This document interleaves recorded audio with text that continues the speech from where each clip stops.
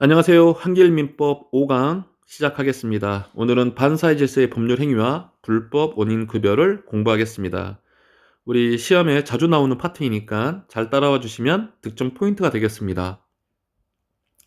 여러분들이 지금 법률 행위를 공부하고 있잖아요. 법률 행위를 공부하고 있는데 법률 행위가 참 중요하죠. 법률 행위가 성립이 되어야 되고 그 성립 요건 중에 하나가 당사자 법률 행위의 내용, 의사 표시가 있습니다. 성립이 안 되면 무효 유효를 따질 필요도 없는 거라는 것 여러 번 강조했습니다. 자, 그러면 성립이 됐습니다. 성립이 됐고 그 다음에 이제 효력 요건을 따지잖아요.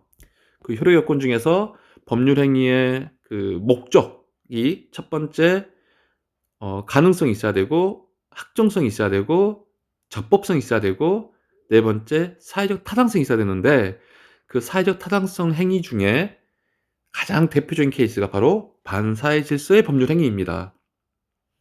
이게 좀 상식적인 차원이니까 충분히 여러분들이 이해할 수 있는데 가끔 이거 무효가 분명한데 왜 유효이지? 이런 내용들이 좀 있습니다. 종종. 그것만 체크하셔 가지고 이해하시고 좀 암기하시면 바로바로 답을 찾아낼 수 있습니다. 자, 반사회 질서 법률 행위는 무엇이냐? 103조에 나와 있는데 선량한 풍속 기타 사회 질서에 위반한 사항을 내용으로 하는 법률 행위는 무효로 한다. 자, 생각해 보세요. 우리가 강행 규정을 우리 모든 민법의 법조문에 만드는 것은 불가능합니다. 그래서 이 강행법규는 개별적인데 이 103조는 좀 일반적이고 포괄적이잖아요. 좀 두리뭉실하죠. 그래서 아까 말씀드린 법 규정으로 다 만들 수가 없기 때문에 이렇게 좀 포괄적인 내용으로 우리들의 법률 행위를 따져보는 겁니다. 자, 그런데 이 강행법규랑 반사질서 법률 행위는 그 무효의 효과가 좀 다릅니다. 자, 무효가 되면은 법률상 원인이 없는 거잖아요. 그래서 무효에 대한 가장 강력한 효과가 무엇이냐? 바로 제741조가 적용됩니다. 법률상 원인 없이, 즉 무효가 되면 타인의 재산 또 노무로 인해 이익을 얻고 그로 인해 타인에게 손해를 가한 자는 그 이익을 반환할 의무가 있다. 당연한 거죠. 각각 우리 법률 행위를 했는데 그게 무효가 됐어요. 서로 주고받은 게 있는 거죠. 그러면 무효가 됐으니까 원인이 없게 된 거잖아요. 그러면 서로 주고받은 것을 돌려줘야 된다. 그게 부당이득 반환입니다. 근데 부당이득 반환에서 특별한 케이스가 있어요. 이 741조의 특별한 케이스가 바로 불법 원인 급여입니다. 불법 원인 급여. 한번 읽어보겠습니다. 불법의 원인으로 인하여 재산을 급여하거나 노무를 제공할 때는 그 이익의 반환을 청구하지 못한다.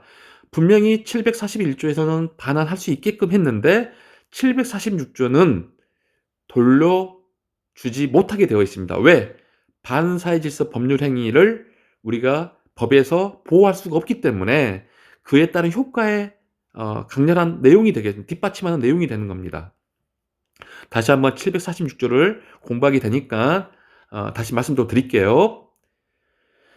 자, 일단 큰 틀에서는 강행법규 위반도 무효이고 반사질서의 법률 행위도 무효인데 강행법규 위반일 때는 부당이득 반환 청구가 되고 반사질서의 법률 행위는 746조가 적용돼서 부당이득 반환을 청구하지 못한다라고 생각하고 이렇게 가르마를 타 주십시오.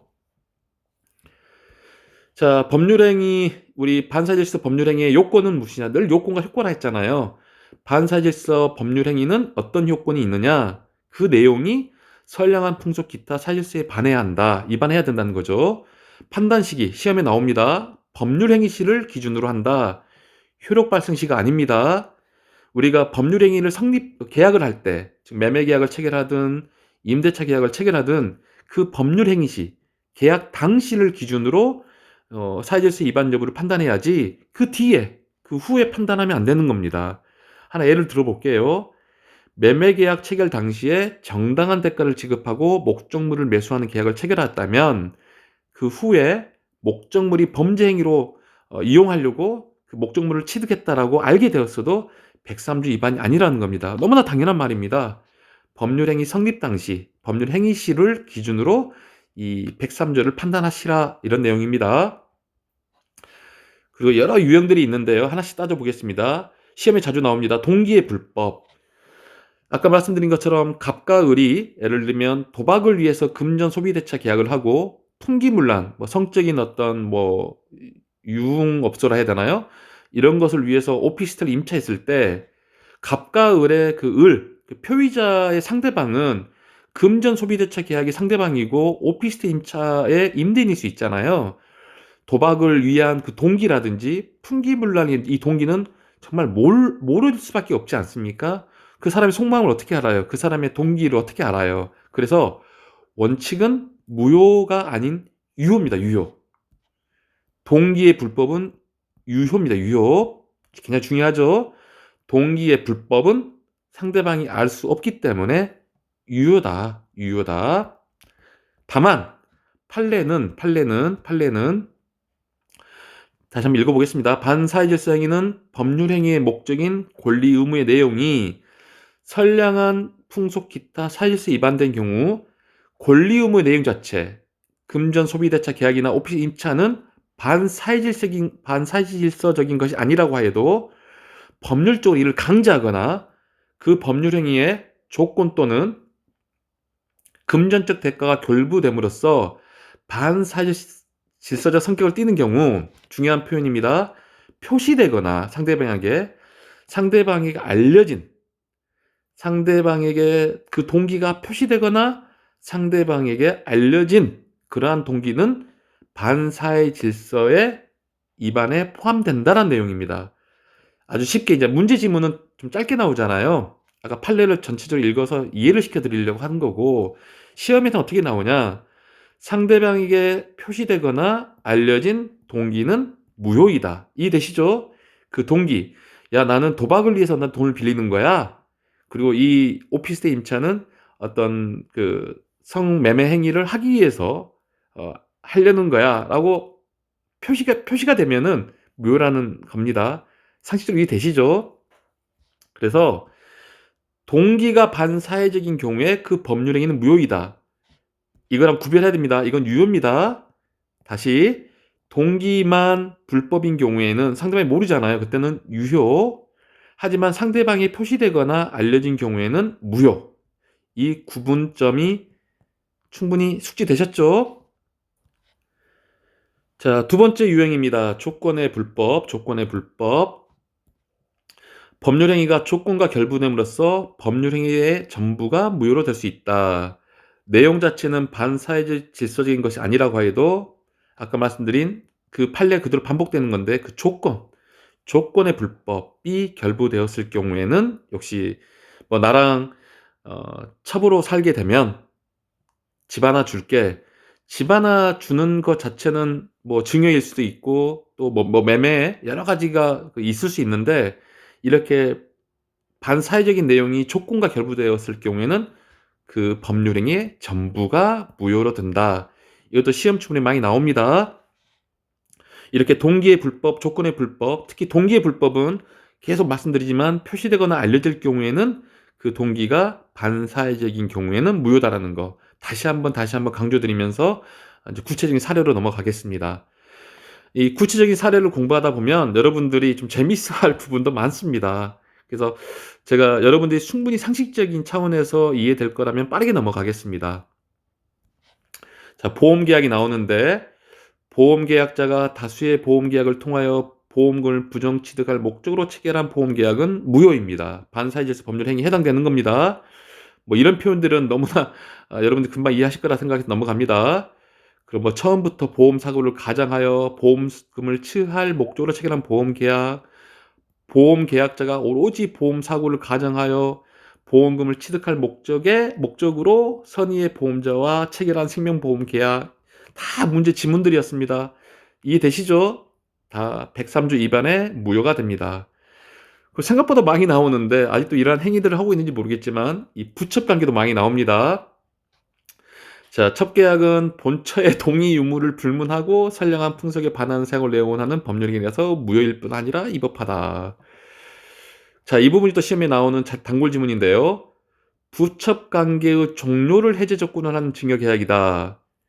이 해제 조건이란 말은 나중에 조건에서 배우게 되는데 정지 조건과 해제 조건이 있거든요. 그래서 해제 조건은 법률 행위가 일단은 유효로 진행됩니다. 근데 그 조건이 성취되었을 때 소멸되는 건데 조건과 그 기한에서 공부하도록 하고요. 이 지문이 자주 나온다. 다시 한번 부첩관계 종료를 해제 조건을 한 증여계약은 그 조건만이 무효인 것이 아니라 계약 자체가 무효가 된다. 다시 한번 부첩관계의 종료를 해제 조건으로 하는 증여계약. 나랑 그 부첩관계를 일단 하고 이 부첩관계가 종료되었을 때는 그 증여계약은 없어지는 거야 라는 이런 내용으로 계약을 했을 때는 그 조건만이 무효가 아니라 전체가 무효가 된다는 내용입니다. 자, 그런데 좀 독특한 부분이 또 있어요.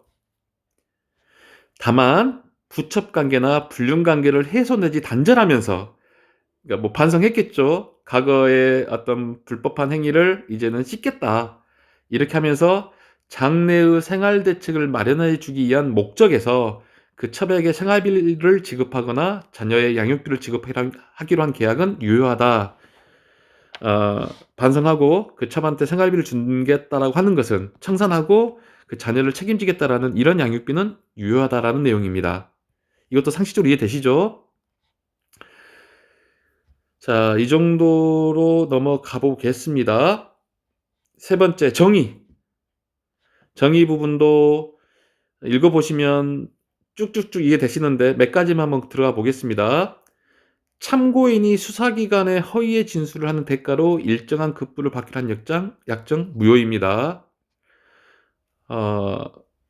단 소송에서 사실대로 증언하여 줄 것을 조건으로 어떠한 급부를 할 것을 약정한 경우에는 여비와 같은 통상적으로 용인례 수준이면 103조에 반하지 않으나 그것을 초과한다면 그 약정은 전부 무효이다. 변리사 시험에 나온 지문인데 우리가 소송에서 증인들이 증언할 수가 있잖아요. 그때 교통비 정도로 주게 되면 그건 103조 위반은 아닌데 그것을 초과할 경우에는 그 약정은 무효다라는 내용입니다.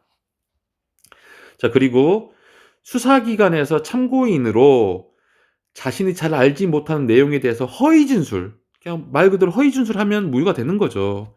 그래서 정리해 보면 진실을 증언할 경우와 허위 진술은 언제나 무효이고 진실 증언, 용인될 수 있는 범위 내 교통비 정도의 어떤 내용을 주는 급부는 유효하지만 그걸 초과하면 무효다. 쉽게 판단이 되시죠? 허위 진술은 언제나 무효다.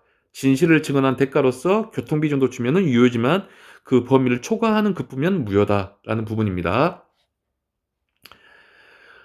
정의에 대한 부분들 많이 나옵니다. 얼마나 반사회적인 법률 행위가 많이 나오는지 한번 몇 가지 또 읽어보겠습니다.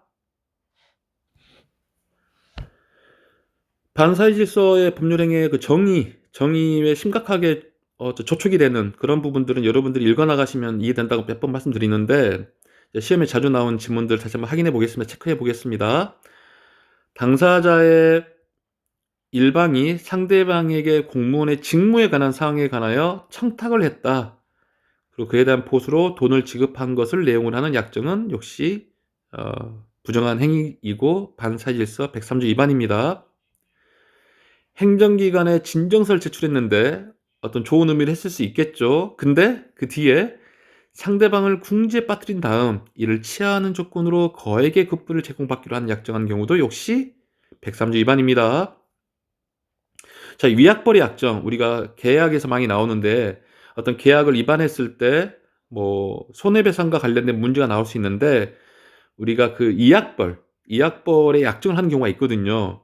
그래서 이 이약벌은 그때 계약법 공부할 때 자세히 나오겠지만 그 이약벌을 결론만 말씀드리면 가도하게, 야, 너 나랑 약속 안 지키면 뭐 1억 줘야 돼. 이렇게 가도하게 어떤 벌금을 매긴다. 사적인 계약이지만 그럴 경우에는 역시 무효가 되겠습니다. 103조 위반입니다. 그래서 이런 표현들이 나오거든요. 아까처럼 뭐 상대방의 궁지에 빠뜨릴 내용, 허위 진술, 그리고 가도하게 중한 이약벌 약정, 이런 내용들은 여러분들이 지문을 읽다 보면 상식적으로 받아지게 됩니다. 개인 자유를 극한 제한하는 것 역시 마찬가지로 상식적 내용이죠. 뭐 영업의 자유나 기타 거래 활동을 극도로 제한하는 뭐 이런 부분들이 표현이 답이 나와 있는 거죠. 사용자와 근로자 사이의 겸업금지 약정, 존재하였더라도 근로자의 직업 선택의 자유와 근로권을 과도하게 제한하거나 자유로운 경제를 지나치게 제한하는 경우에는 역시 103조 위반입니다. 그리고 우리 시험 지문에 나오진 않고 노무사 시험에 나오긴 하는데 이 부분도 참고차나 읽어볼게요. 여러분도 어떤 회사의 직원이고 고용자이고 노동자일 수 있잖아요. 상식적인 차원에서 한번 공부해 보겠습니다. 사용자와 근로계약의 불이행에 대하여 위약금 또는 손해배상액을 예정하는 계약을 체결하는 것은 무효이다.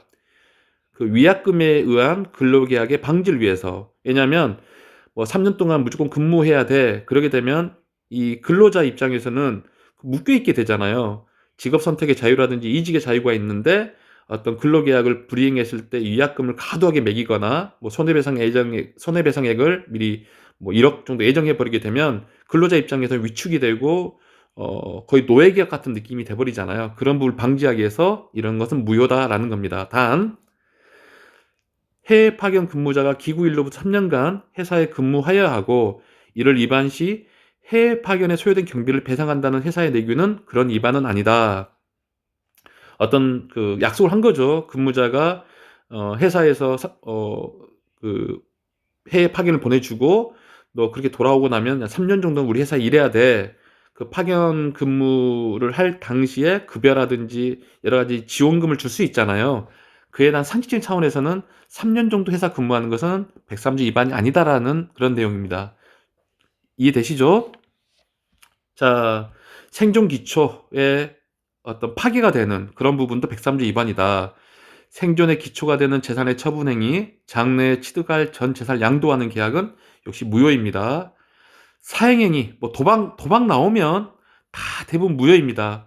도박 자금에 제공할 목적으로 금전에 대차를 한 대차 계약, 도박 채무를 변제하기 위해서 도박 그 빚을 갚기 위해서 토지를 양도 넘긴 계약이죠. 토지를 넘긴 이런 계약, 뭐 계속 같은 말이 반복되지만 그 도박의 패한 빚을 토대로 하여 그 노른 빚을 변제하기로 한 계약, 도박 자금을 대여하는 행위, 이 모든 게 103조 위반의 무효입니다.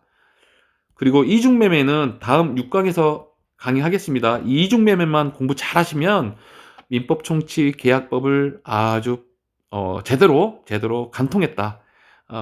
이해했다라고 생각하시면 되겠습니다.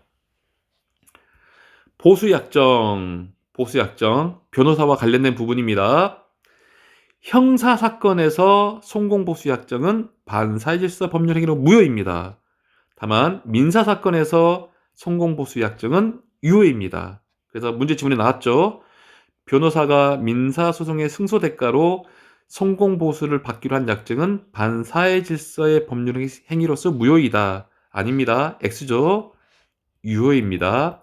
다만 아까 그 이학벌 약정처럼 이 보수 약정도 상식 이하로 엄청난 약정일 경우에는 한번 따져볼 문제가 될 수 있죠.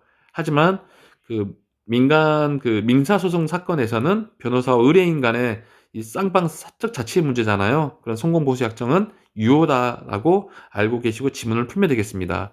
형사사건은 국가가 범죄자한테 범죄에 대한 그 처벌을 내리는 거잖아요. 이런 부분에서 우리가 법에서 만든 기준의 원칙, 그걸 기준으로 가야지 과도하게 어떤 변호사한테 송공보수 약정을 준다라는 것은 문제가 심각하게 되는 어떤 변호사의 직무에 대한 공공성을 침해하고 제외하는 부분이기 때문에 이런 부분에 있어서 우리가 판단을 내리고 있는 겁니다. 103조 위반이라고 정리하시면 되겠습니다. 자, 해당하지 않는 부분입니다. 부동산 거래. 여러분들이 지금 쭉 공부하다 보면 충분히 이 103조 위반에 해당된 그 내용들은 상식적인 차원, 뭐 부첩 계약, 뭐 보험금을 취득하려고 부정한 짓을 하거나 도박 행위를 하거나 뭐 허위 진술을 하거나 다 그런 부분이 반사실서 법률행위잖아요.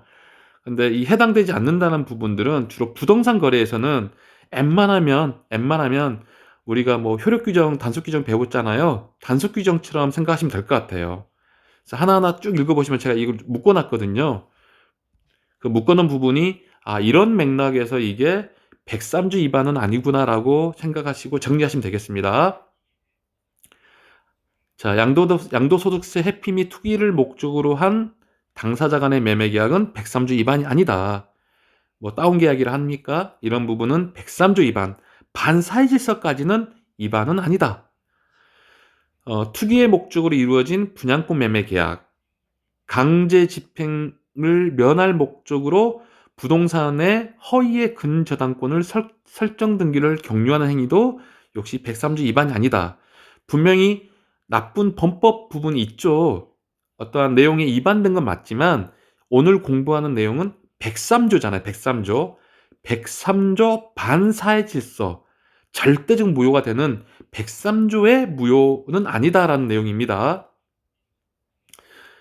자, 그리고 양도소득세를 부과받지 않게 할 목적으로 매매 원인으로 소유권 이전 등기를 3년 후에 넘겨받기로 한 특약. 여러분들이 이제 매매나 뭐 저당권 공부하다 보면 나오게 되니까 지금은 흐름만 보세요. 흐름만.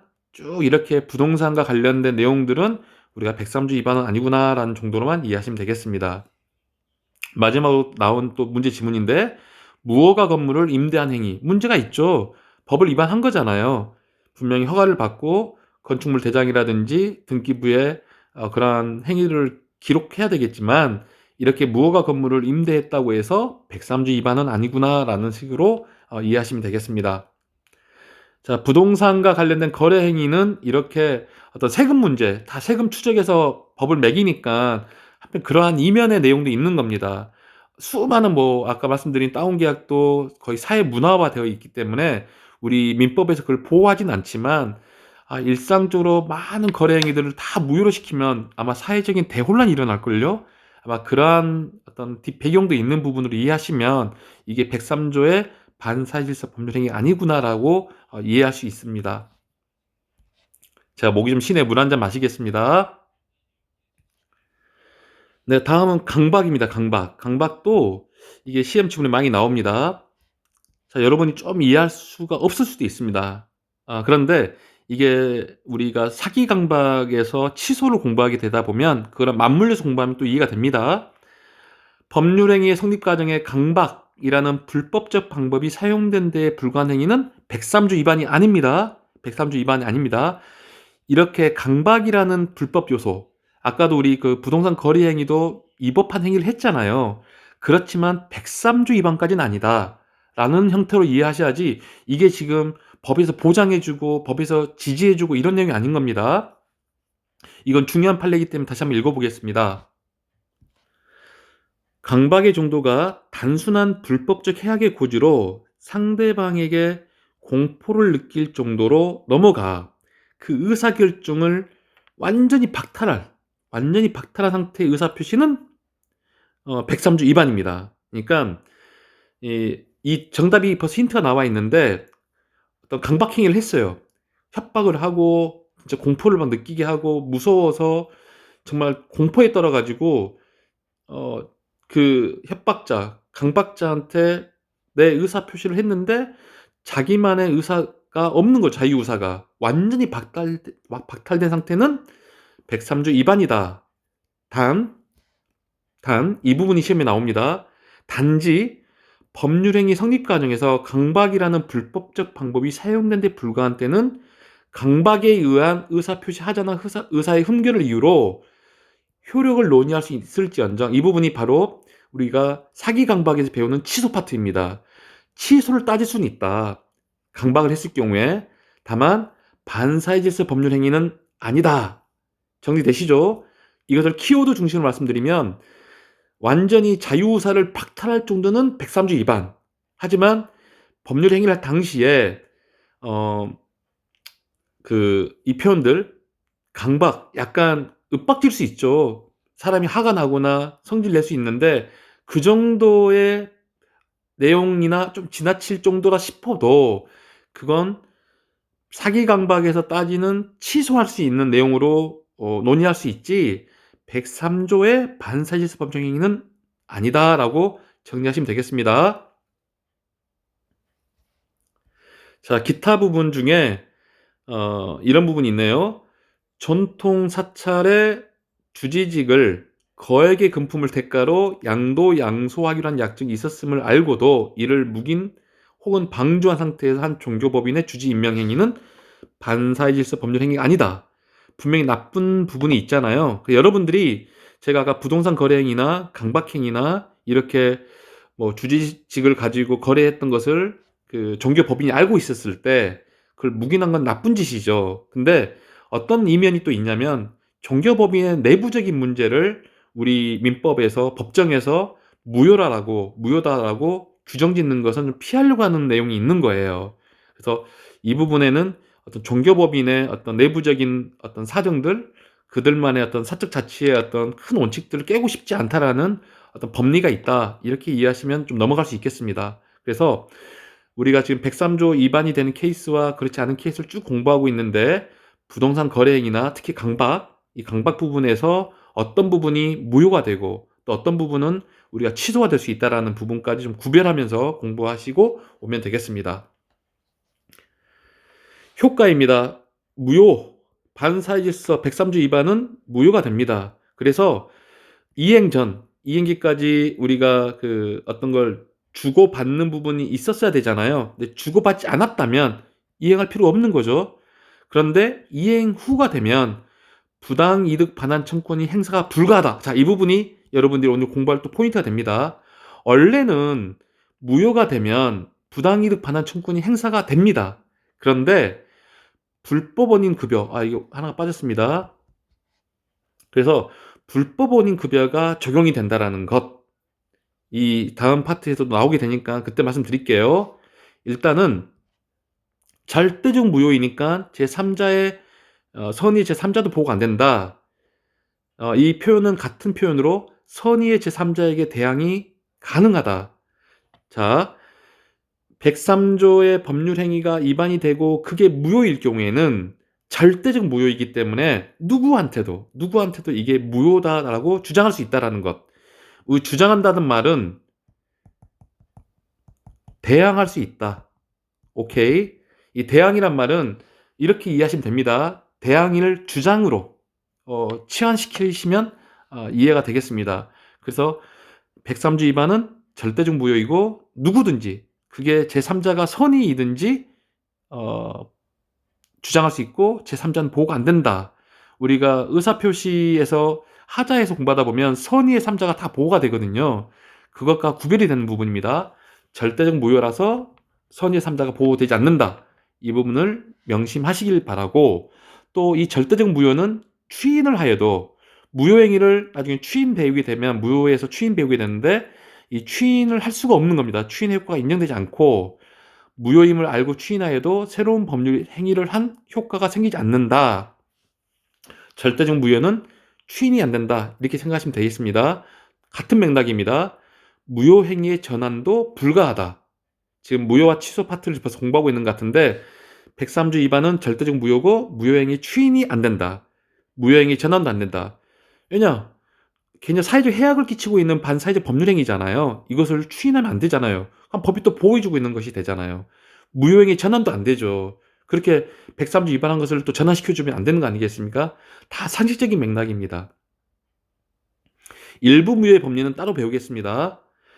기출문제 한번 정리해 보겠습니다. 기출문제 지금 제가 어렵게 설명해 드린 것 같지만 여러분들 제가 꼼꼼하게 이 103조에 대한 내용과 어떤 그 강행법규 위반과의 차이점, 그리고 굳이 부동산 거래와 강박에서의 이런 미묘한 차이점들에 의해서 발생되는 구별 지점들을 말씀드린 이유는 여러분들이 좀 그냥 단순 암기하다 보면 헷갈릴 수 있고 어려운 부분이 있기 때문에 최대한 제가 설명드린 겁니다. 하지만 생각보다 우리 기출문제 풀다 보면 그렇게 어렵게 나오진 않습니다. 하나씩 문제 풀어보겠습니다. 다음 중 반사회 질서의 법률 행위에 관한 설명으로 틀린 것은 1번 반사회 질서의 법률 행위에 해당하는지 여부는 법률 행위가 이루어진 때를 기준으로 판단해야 된다. 정답이죠. 옵니다. 두 번째, 반사회 질서의 법률 행위의 무효는 이를 주장할 이익이 있는 자는 누구든지 주장할 수 있다. 절대적 무효죠. 절대적 무효입니다. 누구나 주장할 수 있는 겁니다. 당사자뿐만이 아니라 누구나. 반사회 질서에 반한다는 판단은 변천한 가치관념을 반영해야 된다. 우리가 쭉 공부하다 보면 뭐 보험계약도 나왔잖아요. 그 보험계약도 최근 현대사회에 와서 자꾸 범람하니까 그때 그 시기에 맞는 사회적인 어떤 가치관을 반영하게 돼 있는 거죠. 자, 네 번째 질문.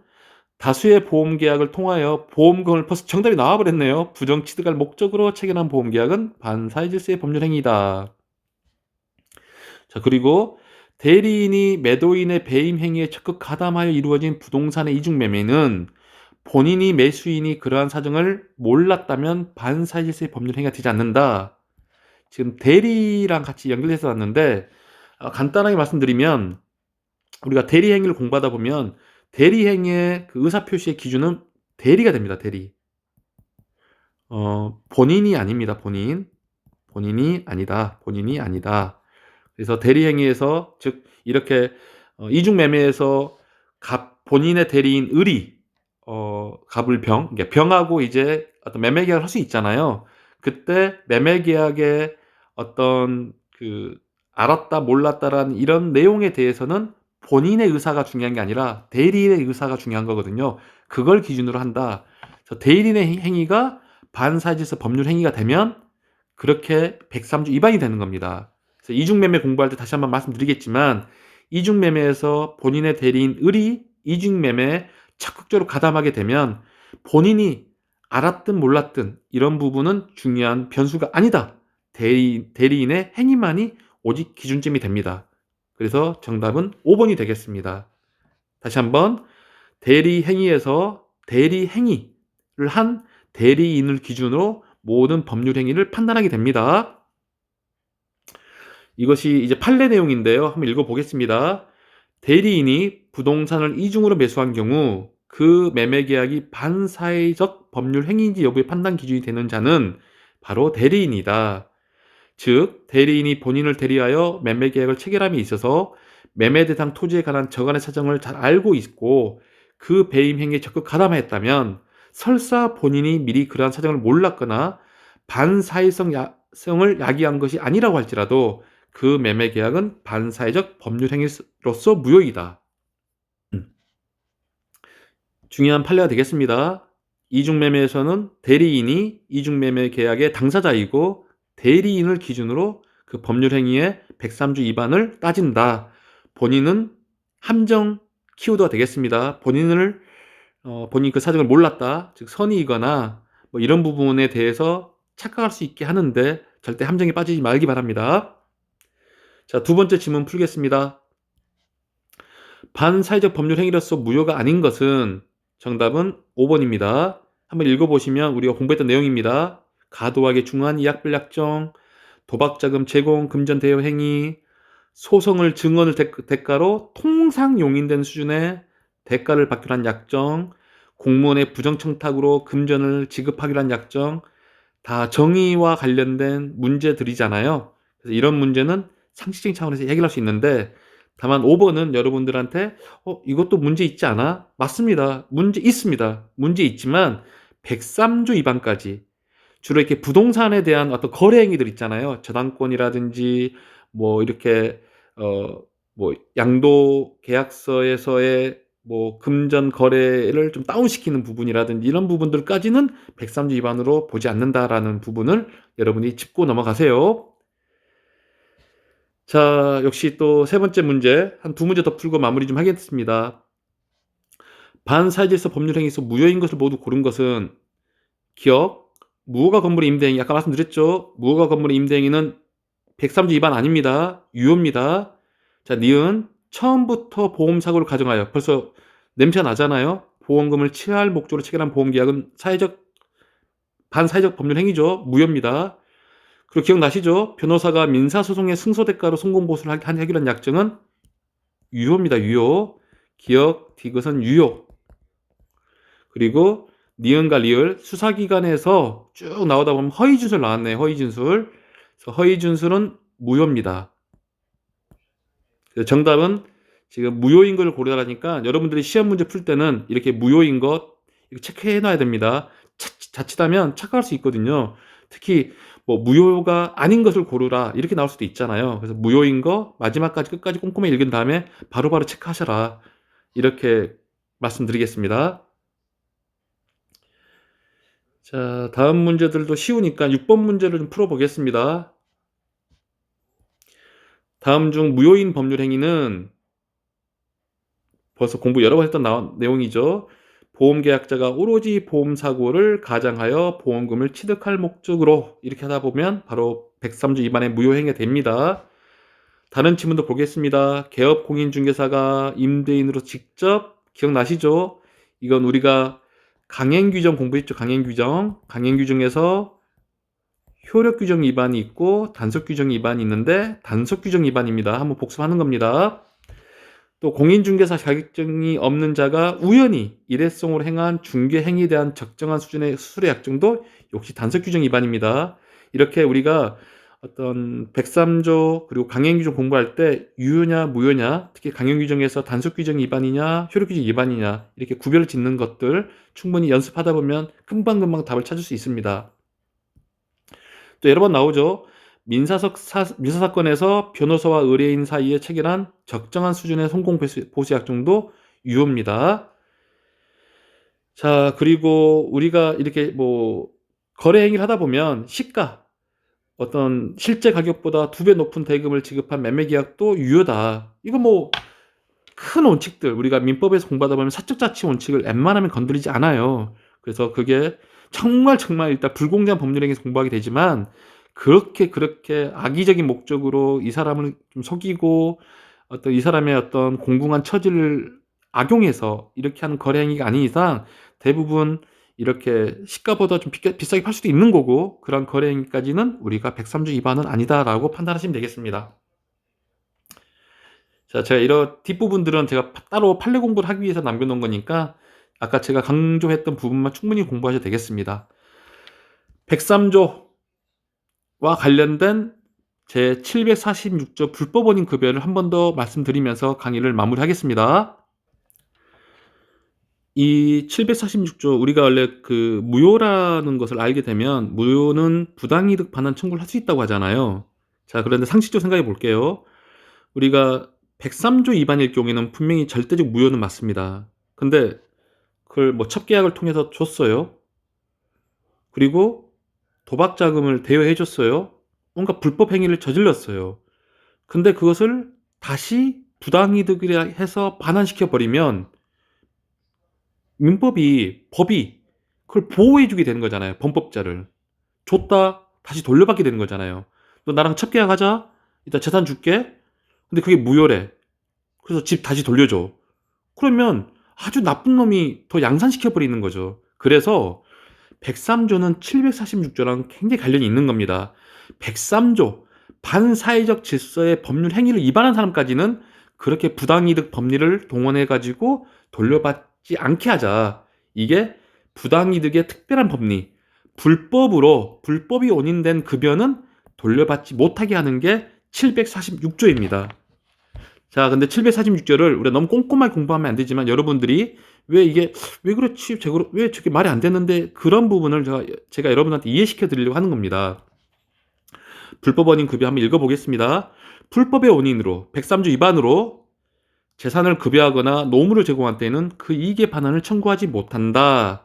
다만 그 불법 원인이 수익자에게만 있는 때에는 그러하지 아니하다. 그러니까 쌍방 다 불법 원인 급여로 제공될 때는 돌려받지 못하는 게 103조를 보호하기 위해서, 103조를 달성하기 위한 건데, 근데 그 쌍방 당사자 중에 한 사람이 오로지 그 불법 원인이 있을 경우에는 역시 다시 그러한 어떤 본문의 규정이 벗어나게 되는 겁니다. 이 불법 원인 급여는 이행 후의 문제입니다. 오늘 말 많이 더듬네요. 말 많이 더듬는데 양해 바랍니다.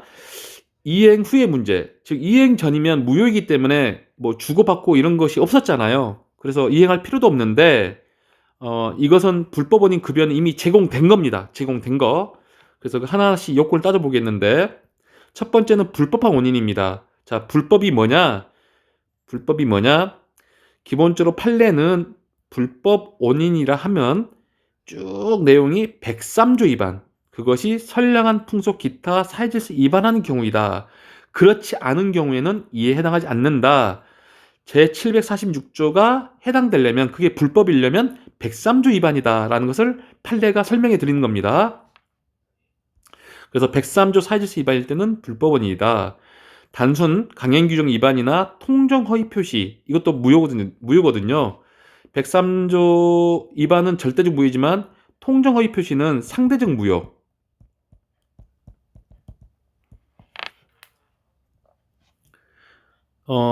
무효는 무효지만 제3자, 선의의 제3자는 보호할 수 있는 규정이 있는 게 바로 상대적 무효입니다. 절대적 무효는 누구나, 통정 허위 표시에서의 무효는 상대적 무효.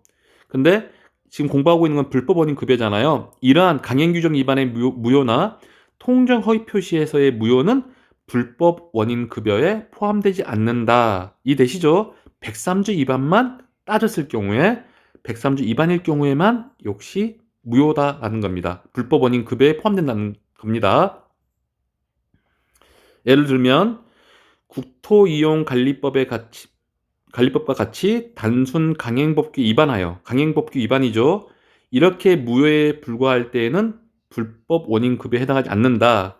여러분들 이 문구에는 하나가 빠져 있지만 원래 강행법규 위반에는 부당이득 반환이 청구될 수 있는 겁니다. 다만 불법 원인 급여에 해당하지 않는다라는 겁니다. 담배 사재기 행위 역시 단순 강행법규 위반에 불과하므로 지급한 담배 구입 대금에 대해서 반환을 청구할 수 있다. 일반 부당이득 반환 법리에 따라 계속 진행되고 있는 겁니다. 강행법규 위반, 통정허위 표시 등 일반적인 무효는 이렇게 부당이득 반환을 청구할 수 있다라는 내용입니다. 자, 그리고 두 번째입니다. 이 요건 불법 원인 급여잖아요. 급여는 제공한 내용들입니다. 불법 원인 급여에 해당하기 위해서는 그 이익이 국가의 조력이 필요 없는 종국적인 것, 최종적인 것이다. 그래서 이 부분이 나오는데 만약에 도박자금 채권의 담보로 부동산에 관하여 근저당권 설정 등기가 종료되었을 경우에 말하는 이익은 이에 해당하지 않는다. 다시 말씀드리면 뭐냐면 저당권이 설정된 거예요. 그 도박 자금을 받기 위해서, 그 채권을 다시 받기 위해서. 근데 아직 경매가 이루어지기 전이잖아요. 근데 경매라는 것은 법원을 통해서 우리가 국가가 조력해 주는 거잖아요. 그런 것들은 아직 경매 행위가 최종 완료되기 전까지는 전국적인 급여가 아니다라는 것을 말씀하는 내용입니다. 자, 이해되시죠? 근데 도박 채무가 불법 무효로 존재하지 않는다는 이유로 양도담보조를 이전해준 소유권 이전 등기에 맞설 청구하는 것은 허용되지 않는다. 이 두 개가 차이점이 뭐냐면 아까 말씀드린 저당권 설정 등기는 아직 경매가 끝나지 않았잖아요. 그래서 경매가 끝나지 않았기 때문에 전국적인 것이 아니라서 이런 내용들이고, 양도담보는 돈을 받으려고 소유권을 이전하고 있는 거거든요. 그래서 우리가 불법 원인 급여가 되면 반환 청구를 할 수가 없는 거잖아요. 그래서 A가 B한테 양도담보를 설정해 주면 B한테 그 소유권 이전 등기를 청구할 수가 없다라는 겁니다. 지금 우리가 벌써 양도담보 저당권 공부하는데 그 파트는 물권법이라든지 우리가 계약에서 많이 배우게 되니까 그때 한번 다시 설명해 드리는 걸로 하고, 양도담보라든지 지금 오늘 흐름을 보시면 이게 불법 원인 급여라는 게 무엇인가 정도만 이해하시면 되겠습니다. 자, 그리고 불법 원인 급여가 되면 이런 부당이득 반환 청구권이라든지 당연한 거죠. 급부자는 수익자가 얻은 이익의 반환을 청구하지 못한다. 계속 기억나시죠? 원래 무효가 되면 부당이득 반환 청구가 되지만 불법 원인 103조 위반일 경우에는 반환을 청구하지 못한다. 그리고 뭔가 그 소유자가 아까 첩계약을 통해 가지고 소유권을 이전했을 수 있잖아요. 그러면 부당이득 반환 청구권이 안 되니까 이 사람이 자기 소유권에 기해서 물권적 청구권을 행사할 수 있거든요. 근데 부당이득 반환 청구권이 행사가 안 되면은 그 법리에 따라서 소유권에 기한 물권적 청구권도 행사가 되면 안 되겠죠. 그래서 역시 불법의 원인으로 급여를 한 사람이 그 원인 행위가 무효라고 주장하고, 예를 들면 103조 위반이라고 막 무효라고 주장한 겁니다. 그래서 그 결과 그 급여물의 소유권이 원상회복이 되니까요. 그 소유권이 자기한테 있다.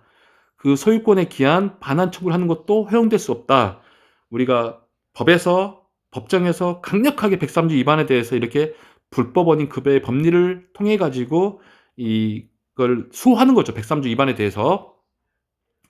자, 그리고 역시 똑같은 내용들, 불법 행위를 원인으로 한 손해배상 청구도 안 됩니다.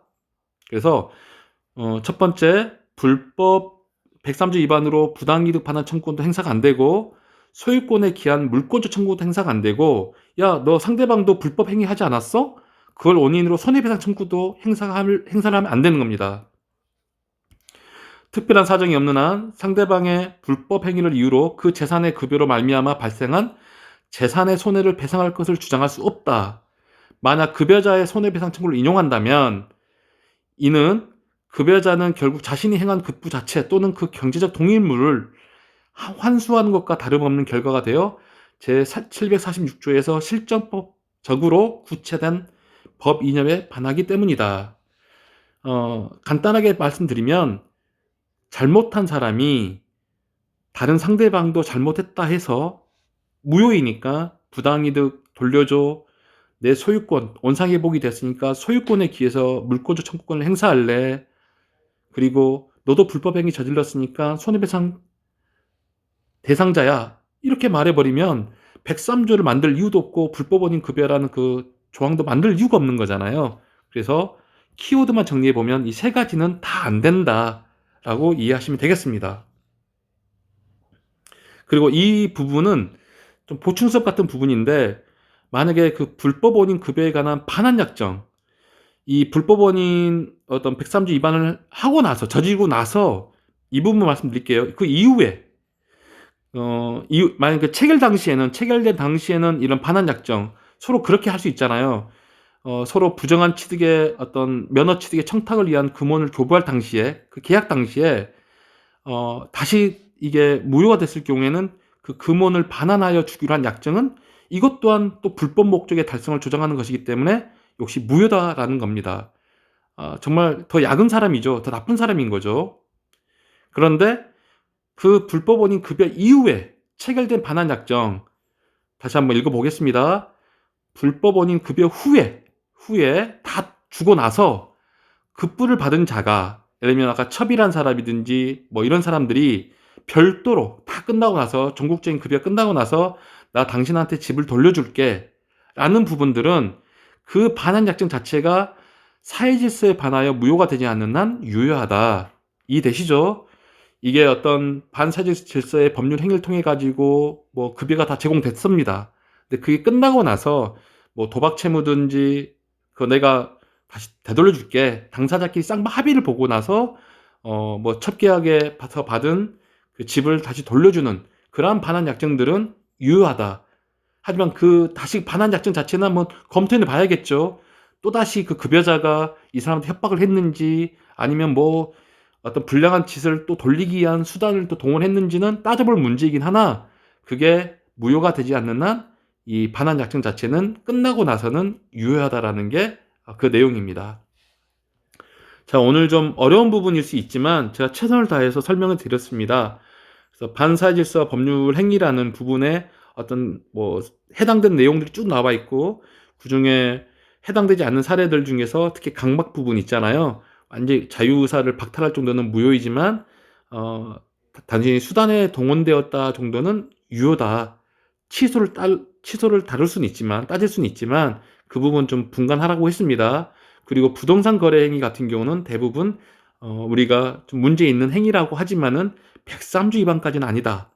한번 읽어보시면 한 80% 정도는 상식적인 차원에서 답을 찾을 수 있지만, 아까 부동산 거래, 강박 정도, 그리고 대리인 있잖아요. 대리 행위에서 대리인을 기준으로 삼는다는 정도까지만 주요 하이라이트로 따지면 되겠습니다. 자, 오늘 5강을 마치고 다음 6강에서는 이중매매를 공부하도록 하겠습니다. 이중매매와 불공정한 그 법률 행위를 공부할 건데 반드시 또 한 문제가 나옵니다. 중요한 파트이니까 잘 따라와 주시기 바랍니다. 감사합니다.